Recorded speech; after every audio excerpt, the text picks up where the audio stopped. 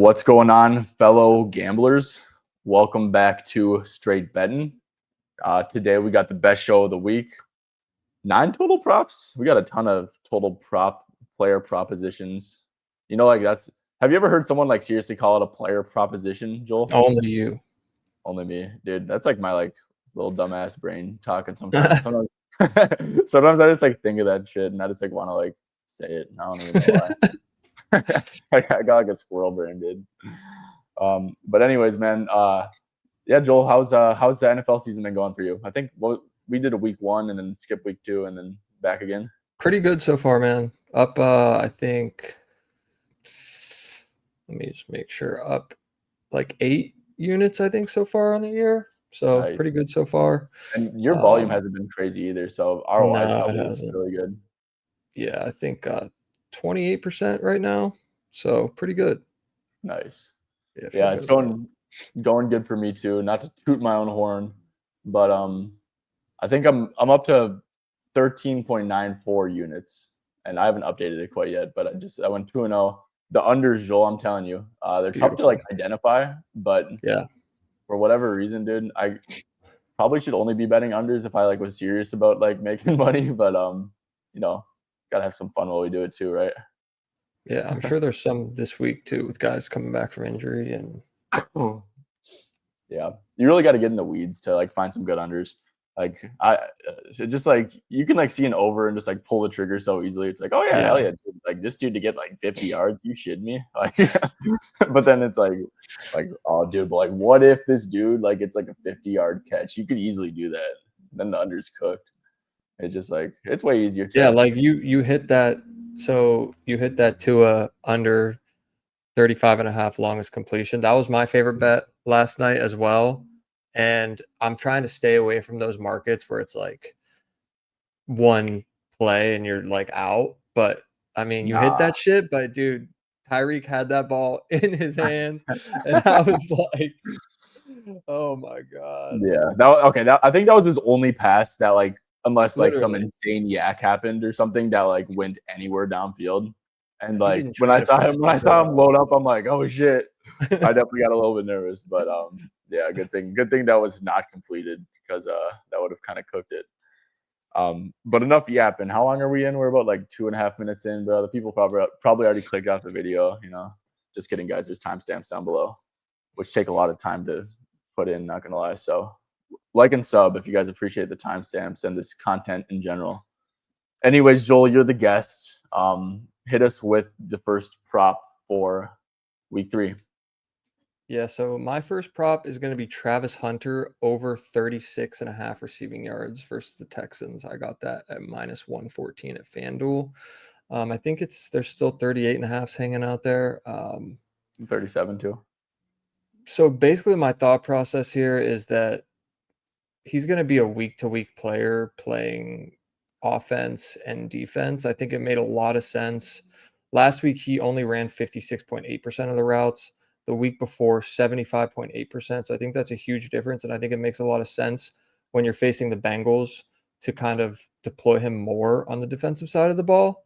I don't think the Texans have that same level of like playmakers or like threat on offense. So I think he kind of comes back to that 76% of the routes on offense this week against the Texans. The Texans, obviously, Derek Stingley on the outside. They've been allowing the 7th highest target rate to the slot. So I think it just all sets up for Travis Hunter to kind of have a little breakout game here. I do. I like this actually a ton. Yeah, it makes sense, dude. I mean, like, what are you gonna put Travis? Like Travis Hunter, like great cornerback. Like, don't get it wrong, but dude, like, are we really gonna like put his little body up against like Nico Collins? Like, I don't know like how well that would go. And then yeah, if you look at like the secondary options, I mean, the Texans for whatever reason just love playing like these like dusty receivers over like the rookies who we don't know like if they're good or not or stuff. But yeah, I mean, the Texans offense isn't great. The weapons aren't great.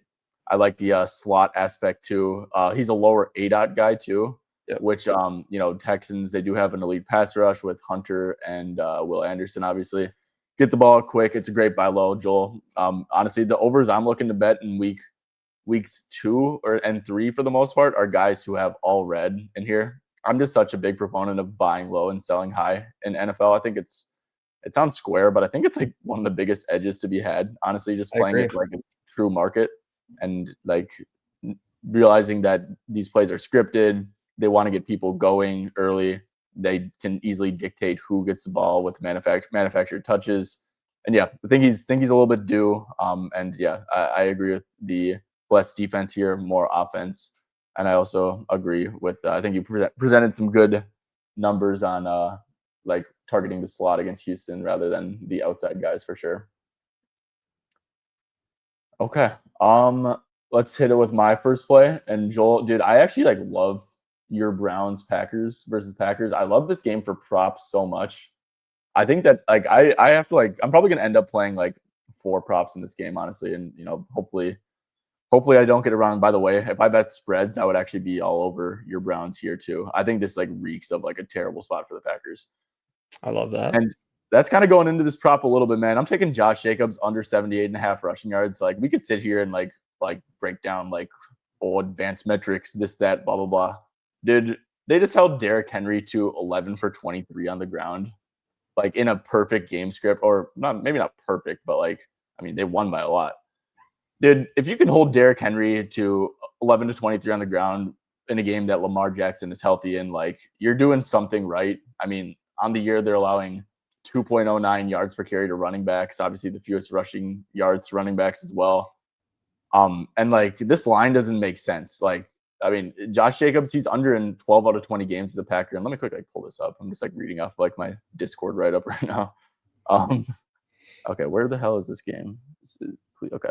Yeah, it's still there. Perfect. It looks like there's some 79.5s, I guess, on ESPN and whatever. But yeah, I mean, under in 12 out of 20 is a Packer. If we go here with Green Bay, nice little filter from Props Madness here. I mean, yeah, dude, like under in 12 out of 20. Like, I don't know what I'm missing, Joel. Like, this Browns defense is, especially run defense, is extremely legit. I think the defense just plays better overall at home. Dude, like, I don't know what I'm missing here. I feel like this line is like way too high. Like, I don't know if I'd play the over at like 59.5, dude. Like, I'm not even kidding. Like, they just held Derrick Henry to like 11 for 23. So, I mean, I don't know what I'm missing. No, I love this one too. This is one of the first ones I thought of whenever the slate dropped. I ended up going a different route in this game, but this kind of plays into the reason why I went with what I went with, and I love this as well. The addition of Mason Graham and Carson Schlesinger on that defense has been unbelievable to start the season. And yeah, that front seven's playing like with their hair on fire. So hard to get, just tough to get yards on this team right now. On the ground. Is there like some like bulk injuries that I'm like missing or something? Like, I mean, let me no. The Browns might even be getting back Mike Hall on the defensive line as well. So, I mean, I don't think he practiced today, but he's close to returning. He's out. I just checked, but he but he didn't play against Derrick Henry last week. No, he didn't. Okay, he came up. Then I don't give a shit. Yeah, I mean, it doesn't matter. That defensive line is actually so good right now. And yeah, Carson Schlesinger is just like a heat-seeking missile at linebacker. Yeah, awesome, man. So glad we're agreeing on this one. I think this is my favorite bet of the week personally so far that I made. I think you can like make some cool SGPs. I think this is going to be a great SGP game personally with some like alt sprinkled in there too. So yeah. All right, Joel, hit us with prop number 2. Yeah, I mean, that goes straight into my bet. I played a half a unit on Dontavian Wicks over 32.5 receiving yards, and then a half a unit on Dontavian Wicks over 3.5 receptions. The receptions was like plus 185 when I got it, and this was pre Tucker Kraft news. So obviously, like, there's been a bump here, but I still love the receptions at 3.5. It's still plus money. But like you said, like, I don't think the Packers are going to be able to run the ball. So I think they're going to have to abandon the run. And I think they're going to be in a lot of passing situations here. When Jaden Reed went down last week, Dontavian Wicks ended up being their main slot receiver. I think he played like 60% of his snaps in the slot. So he kind of just took over that Jaden Reed role. And the Cleveland defense, that's the area you want to target. You're going to avoid Greg Newsome on the outside. You're going to avoid Denzel Ward on the outside. And then you throw in the fact that the Browns are playing the most man coverage in the entire league. Dontavian Wicks is unbelievable separator against man coverage. He had a 46.7% win rate on man routes this year. He's got a 33% targets per route run against man this year and a 400 separation score. So, I mean, he's just torching people. And then, like, the matchup he gets against Miles Harden and Cam Mitchell, like, I just watched this last week.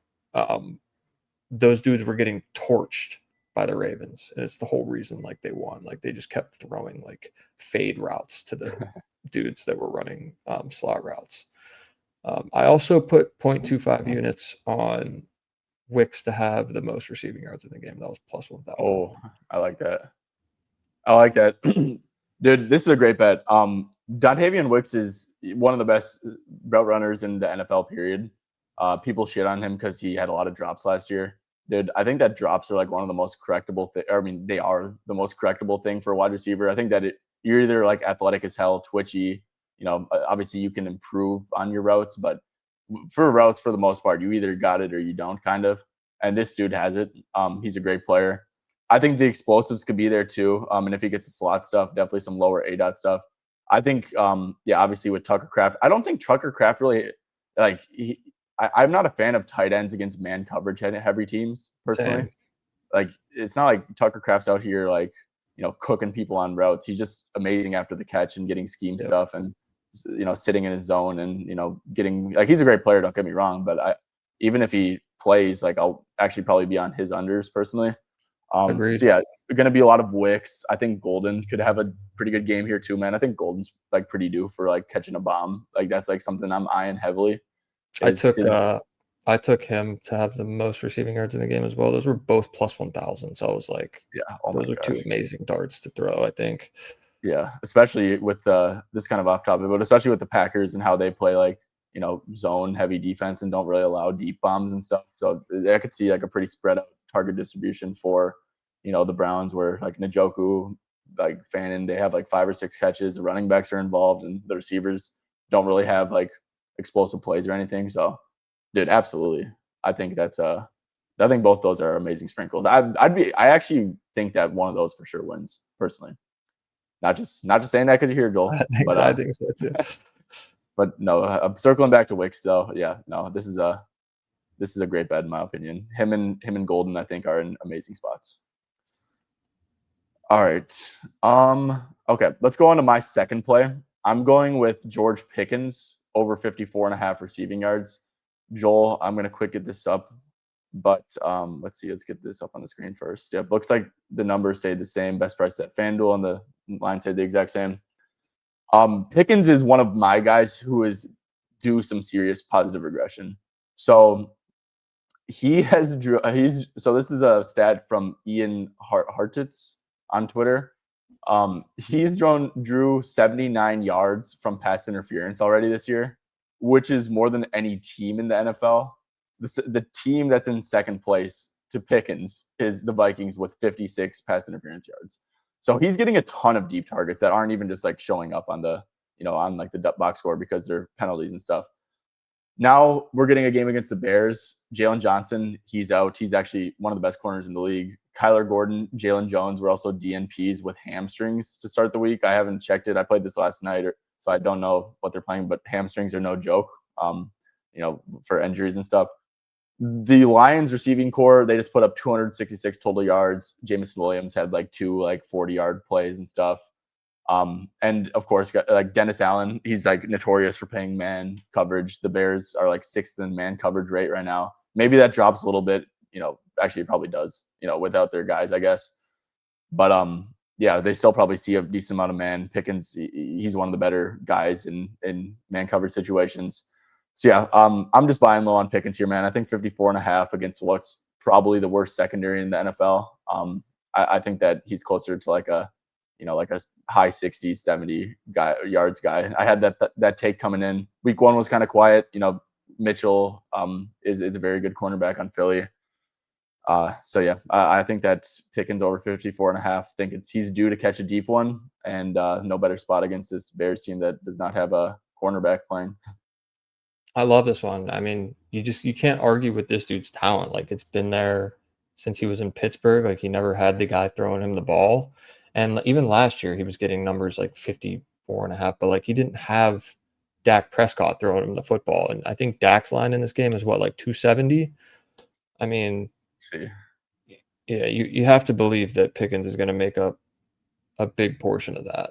Yeah, especially if he catches like one deep ball and it's like a Yeah. Pickens game. Honestly, Against oh, you go ahead. defense, dude, this defense is just completely depleted. Yeah, yeah, they're dog shit. So yeah, think that this is a great spot for Pickens and love the little Dennis Allen man coverage thing. Like I said, maybe he changes his tune here, just because of the sheer amount of injuries and stuff. But I mean, the sheer amount of injuries is beneficial for Pickens here in the first place. So And he's love. one of those guys that if he's not getting the ball, he'll just get on your ass too. Like, He's been pretty good with it though this year. Like I've seen a lot of like very positive quotes about Pickens just being a great teammate and stuff this year. But yeah, yeah, hopefully they what about when he's like grabbing dudes' legs and he just takes it on the opponents. yeah, I guess so. Oh my gosh. Okay, Joel, hit us with prop number 5 of the show. All right. My next prop is going to be Colston Loveland over 13.5 receiving yards against the Cowboys. So we'll stick in this game. I also laddered this 30 plus and 40 plus. I just think this is like a perfect breakout spot for him against this Cowboys defense, who've just been terrible. They haven't been good against tight ends. Goddard went 7 for 44. Theo Johnson went 4 for 34, even though like Russ threw a million times. But I think Ben Johnson wants to get this tight end room going. He had a quote that he thinks that Caleb Williams feels really natural, has a natural connection with that tight end group. And then he said that we've seen it in practice and we need to get it going a little bit more in the games. I think that's like a direct reflection on Loveland, especially because he was a top 10 pick and he was so good in college with like elite, like explosive play rates, avoided tackle rates, yards per route run when he was in college. I'm just betting on the talent. Like Loveland was drafted to be that elite receiving option at tight end. And I think that this is like the perfect spot for him to break out and do that. Absolutely. I'm probably going to tail you on this, even though the number did move a little bit. I don't even care that it's at a worse number. I might take like just like pure alt still on Loveland, like on like a 30 plus yards, 3 plus receptions or something like that. But I agree with you completely. He is a supreme talent. He's like a one of the better tight end prospects of recent memory. I mean, when do tight ends go in the top 10? Right? It's like Bowers, Kyle Pitts, who let's hope Colson Loveland isn't Kyle Pitts, even though Kyle Pitts kind of been I balling this mean, year. rookie season, 1,000 yards, man. Yeah, exactly. And yeah, Ben Johnson literally had a quote saying, "It's on me. I got to get the tight ends involved more." And Joel, it's a buy low. It's an amazing buy low, right? Like if Colson Loveland, went in garbage time last week and posted 3 for 40 or something, and then Ben Johnson's like, I got to get him involved more. This line's probably at what, like 29.5 or something. Like you're getting a great line, man. I think that Dallas. This game should also just be a shootout. Bears defense stinks. Dallas's defense stinks. Dallas's offense is obviously elite. I think the Bears' offense has looked fine this year. Not great or anything, but definitely not no complete slouch on defense. And they'll be a shootout team just because of how bad their defense is. So the total on this one's at 50.5. There's a lot to like about this one. I think that this is a really good bet, and obviously, I wish I got that 13.5 number because that feels like a very, very high probability of winning. And we've seen it. We saw it in the preseason. Like the first drive that they had together, Loveland caught 2 catches for like 26 yards. So Yeah, like that connection is there. It's just maybe it's been tough matchups. I mean, I know his snap share hasn't been amazing, but he's too good it's for 13. that to stick. It's too good. Yep, agreed. All right, let's stay on par here. We've kind of been like doing a good job of staying on par, right? Like you picked a a Packer Browns prop after I did, so I'm gonna stay on I'm gonna stay on par. And then you picked a Bears prop after a Bears Dallas prop after I did. So I'm gonna pick a rookie tight end prop. Oh, Um, Mason Taylor. This is a weird one, man, but I really like Okay, this. interesting. Very interesting. Over 20 and a half receiving yards and then over 2.5 receptions. I didn't really know which one I like more, so I just put half unit on each. Okay. So where's this dusty old game? Jets and Buccaneers. So yeah, Mason Taylor, another guy who has really not done shit, but 88% of the snaps, 72% of the snaps so far this year. He has had 84% route participation, so very close to like a full-time player so far this year. Joel, I don't think you can stress enough for like props how massive of an upgrade Tyrod Taylor is for Justin Fields. And I'm not saying as like a football player, but for the overall pass volume, I mean, Fields is going to get a ton of designed runs. He's going to scramble a ton. He's going to take a ton of sacks. And just like with Justin Fields in, like the overall called run rate's going to be through the roof, right? Now, Tyrod Taylor, you guys probably think of him as like this mobile quarterback and stuff. He's old as hell. I think he's in like year 16. He's not going to be getting designed rushing attempts. And if he does, maybe it's like one or two. Maybe he'll scramble a couple times. Definitely can probably still move. But this isn't the Tyrod Taylor of Buffalo, you know? So this is going to be they're going to pass the ball a whole lot more with Tyrod in. I also think that with Justin Fields, this is kind of like a I know ball thing, I guess. But like, Justin Fields doesn't process the field well. We all know this. He kind of just like sees his first read and throws him the ball. I think Tyrod Taylor, with him instead of Fields, like Garrett Wilson's target share is going to go down a little bit. Like, it's not just going to be like force fed to him over and over again. He's also more willing to like check down and underneath stuff. Tyrod is, and then with the matchup, I mean, the numbers aren't anything crazy, but I believe the target share allowed to the tight end position is at, I mean, so small sample size, but it's at 26%. It's not like they've played any crazy good tight ends. The Buccaneers, they played like Dalton Schultz and Kyle Pitts. So, I mean, that's a pretty big number. It's 12th highest in the league. And of course, like Buccaneers run defense is great. They absolutely shut down the Bijan Algier rushing attack that was lethal. We saw against Minnesota. I mean, so far they're allowing 2.84 yards per carry, and I think that's pretty massively inflated by that Nick Chubb play, if you guys remember that, which I'm pretty sure they just intentionally let him score so they could get the ball back. I could be wrong, but it's pretty massively inflated. So, yeah, and of course 6.5-point dogs. Just think it's like a good spot for the Jets pass volume. I'm also a fan of some like Tyrod over passing attempts and stuff. But like I said, man, I'm looking to buy low on stuff. And I think that Mason Taylor is a full-time tight end. And I think that this should be like a pretty league average, like passing spot, honestly, like for volume wise from the Jets. So like, I mean, yeah, I'll take this all day. I think he, gets like 5 targets or something and, ends around like 28, 30 yards or so. So yeah, I'll take it. I definitely like that. That's such a sneaky look, especially for like, I mean, he's 80% of the routes so far this season. That's the thing that I love personally buying on is guys who are like on the field a ton, but the production hasn't yet like been there because eventually like it's going to come their way. Like he's due regression himself. And like you said, like Tyrod's going to spread the ball around. Like Tyrod, that's what he does. He's got a 28.5 passing line. So passing attempts line. So I can definitely get behind this one. Yeah. And I guess I forgot to say like one thing too. I mean, let's not forget that like outside of Garrett Wilson, it's like wide receiver 2 on the team's like Tyler Johnson and like Alan Lazard and Josh shit. Like, Reynolds. yeah, he's out Josh too Reynolds. even. Oh, Yeah, so it's like I mean, like realistically, like would anyone be surprised if Mason Taylor is number 2 in targets like this week? Like I personally wouldn't be.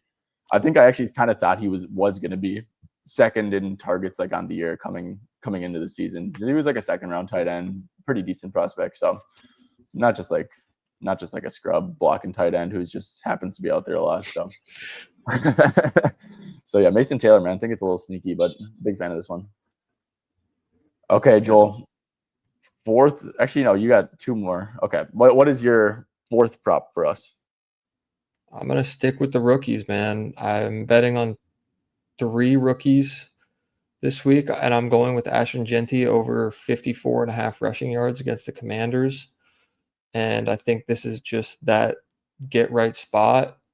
So far in the season, he's taken 30 out of 35 rush attempts for the Raiders. So that's like 86% of the rush share. Last week he had 11 carries, but the Raiders had 14 designed runs, 51 designed passes. They were playing from behind. So that's like a 78 to 22% pass rush ratio. I think that comes back down to like 60-40 for the season. Like, I don't think you take this guy as a top 8 pick if you don't want to just get him the rock. And Pete Carroll said that they need to get it to him more. Like, they'd like to get him 8 or 9 more snaps to get him the ball and around 20 carries. That'd be really nice. I do have concerns about his efficiency so far this season. It's been pretty rough. I think that Patriots front is actually really, really good. They're one of the better run defenses in the league. They were really good against Achan as well. But like he had some struggles in the preseason. But for me, I think this line is priced at like 15 carries. I think his rush attempts line is like 16 and a half, 14 and a half. But I think it should be like 17 and a half personally. And if he gets 14 carries at 4 yards per carry, which I think is totally doable, then he clears this line.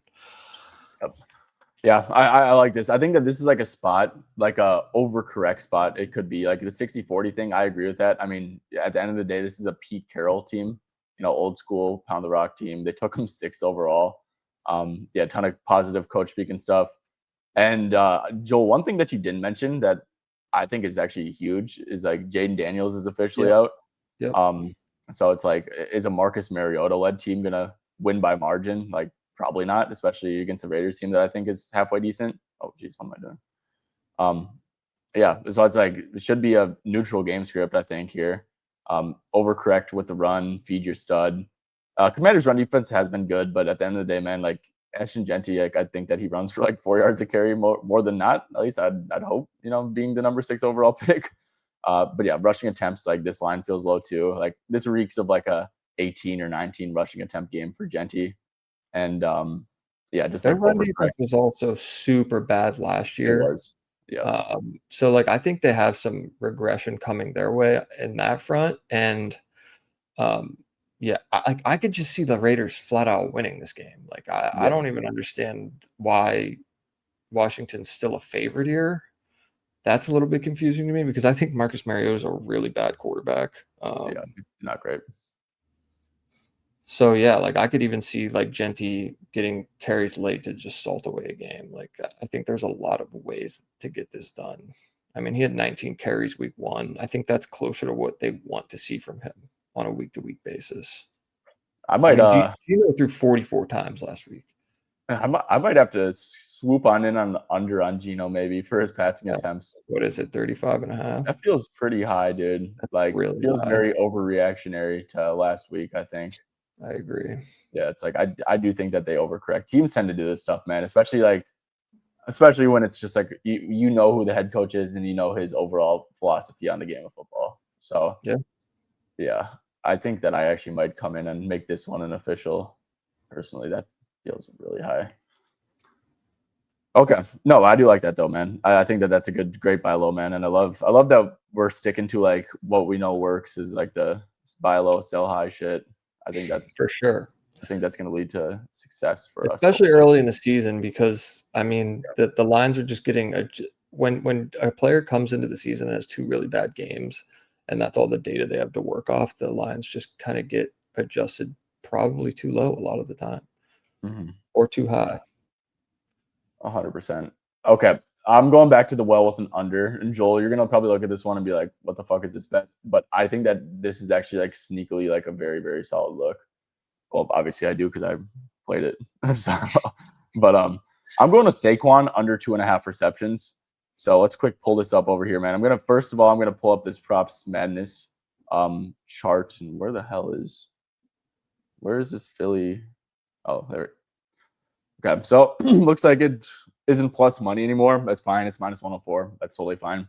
So this is also maybe like I guess you could call it a little bit of a sell high. He had like a 4 reception game. Like I don't even know. Okay, but with AJ Brown and Devontae Smith, and let's take away this last game because it looks like that was just a game when he was on the Giants. Actually, it was. With AJ Brown and Devontae Smith, he is under in 13 out of 17 games. Obviously, that's very good right off the rip, right? Dallas Goedert, he's back in the mix after missing last game. That's just another, tight end who's actually going to command a few targets instead of like Grant Calcaterra or whatever his name is. But Joel, listen to this, man. So Rams have ran the second most single high safety coverages this year. They're at 69.1%. They're allowing the lowest target share to running backs so far this year at 4%. I think it would make sense to keep running a lot of one high coverages versus the Eagles. Obviously, like one high is committing to the run, but a little bit vulnerable to explosive plays through the air. Just given like how bad the passing offense has been for Philly, like it's a legit concern.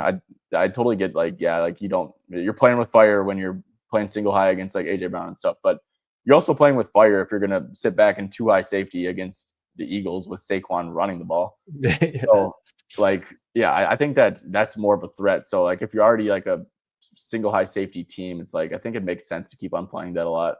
So yeah, like I said, second most single high safety coverage. Why this is relevant is Saquon in 2024 versus two high coverages with just funnel stuff underneath, obviously. He had a 22.5 targets per route ran rate. And then last year against single high coverages, he had an 8.3% targets per route ran rate. So like massive, massive splits there. And it just makes sense, right? If you're playing too high, you're allowing stuff underneath. If not, you're more so looking to throw it downfield to the receivers and things to that extent. So yeah, man. I think it's like a brutal matchup. And like I said, I mean, he's under in like 13 out of 17 games with AJ and Smitty anyway. So I think that this is a great look. You said you got this at plus money too? Yeah. Yeah, I mean, I love that. I mean, just the stats you presented there, like if his target share is dropping to 8%, like that's beautiful stuff. Yeah. I can't Targets per argue route with that ran. Yeah, whatsoever. not even target share. Oh, per Yeah. route ran? Yeah, I mean Yeah. that's incredible. I Yeah. might have to even play this one myself here. Yeah. It's a little sneaky one. So That is. yeah, I don't even know how I came up with that. I think I just like filtered to like what like like what teams are like not allowing targets to running backs, and I saw like the Rams. I'm like, okay, let's dig a little more into this. And then I saw And like, okay, he's never really been used as like a pass catcher for no, whatever reason. Like I think he could be really good in that role, but like you could. teams don't really use him that way. Yeah, I mean, like they're probably just want to hand it off to him like 25 times. But like you Yeah, said, I agree 100%. Like it makes way more sense for the Rams to play a bunch of single high and try to stop the run. I thought about buying low on AJ Brown in this one, but you could. just I mean, I wouldn't be I don't opposed to hate it. I don't hate it either. But I probably would if I didn't. I played his over last week, so I'm just like not going to, which is some puss shit. But like, dude, I mean, the 62.5 for AJ Brown, like, you got to be shitting me. But also, like, at the same time, dude, dude, like, at the same time, like, their OC, like, might be, like, really, really bad. Like, genuinely. We don't know. Like, their we don't have offense enough looks sample size. bad. It looks really bad. Dude, they couldn't do anything against Dallas, bro. Russell Wilson just had, like, That's crazy. 450 passing yards. Like, are you kidding me? Like, they That couldn't is do anything against Dallas. So it's like, that's scary, man. that's scary. That scares me too. I don't know what's going on with them. We got to do something about the tush push, man, because I'm actually so Yeah. over the tush It's push. so lame, dude. Like, It it's just, really like, is. Like it's just it's lame as killing me. hell. Yeah, just like sneak it like a man. Just like just like normally sneak it. Okay, Joel. We are 33 minutes in, and you ready to share your last prop? Sticking on theme. Yeah. So my last prop is gonna be another buy low. I'm taking Alvin Kamara over 22.5 receiving yards. I got that at minus 110. Um, I just think this is a bad discount. 79%, 86% of the snaps this year. That's good enough for 60.7% route participation. Last season, 57.6% route participation. So he's like right in that same ballpark. And he was over in 11 out of 14 last year. So he hasn't hit the line this season, but 6 targets last week, 6 receptions. I don't even know how he stayed under this line with 6 receptions. That's like that Achan somehow missing that 29.5 line last night with like 7 catches. But more often than not, he's going to hit that. I think this is a nice trailing script. It's a 7.5 point spread. And so far this season, the Seahawks are allowing the most target rate to the running backs at 28.1%. So I just think this is a real good spot to buy on Kamara. I mean, they just got absolutely torched last week by Jalen Warren. He had 4 receptions for 86 yards. Kenneth Gainwell had 3 receptions for 16 yards. Juszczyk had 2 receptions for 32 yards. And then week 1, obviously this is what's boosting that target percentage to RBs. 9 receptions for McCaffrey for 73 yards. But I think it just shows that like that's just a weak spot in their defense. Yeah, for sure. And you could easily see this like cashing, like, oh, the Saints are down like 21-0 at halftime, and Kamara catches like 4 balls or something. You know, it's like, yeah, just in a 2-minute drill. Yeah, for sure. Just dumping it off. Yeah, it's like the Saints actually had 2 pretty competitive games. Maybe like, you know, they do have like a good like crowd and a good like home field, I think. You know, but now you have to go on the road. You know, in Seattle, tough place to play in. It's like this could be the game where the Saints like show who they really are, aka like a terrible team. So yeah, I think I love this, man. Like it's a perfect spot, right? Like he hasn't done shit, but Alvin Kamara, like, I mean, he's ran the ball good, so it's like he probably hasn't lost all his talent. It's like, well, he didn't just like get zapped of like his ability. Oh, sorry, Joel. I'm joking. He didn't just get like zapped of his like receiving abilities after like 2 weeks or something. So I mean, yeah, it's a great bet, man. This is a truly great bet. Still a 22.5 out there at BMGM. So yeah, but 24.5 too. Like this reeks of like a 38. Like like a 38. Yeah, I altered it to 40. Yeah, love that. Okay, cool. Well, that's gonna do it, man.